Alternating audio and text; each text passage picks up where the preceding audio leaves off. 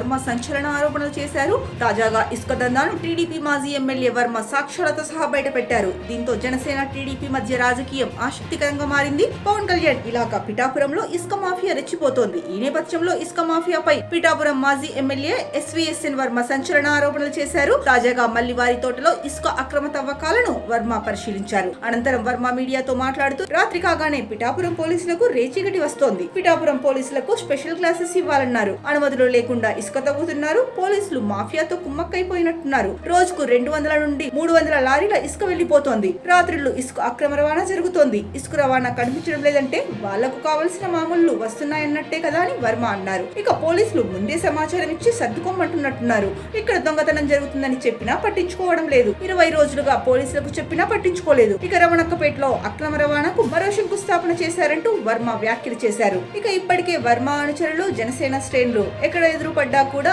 వివాదంగానే మారుతోంది. మరి ఈ నేపథ్యంలో వర్మ చేసిన ఆరోపణలు ఎంతవరకు దారి తీస్తాయో, దీనిపై పవన్ కళ్యాణ్ ఎటువంటి నిర్ణయం తీసుకుంటారో వేచి చూడాలి.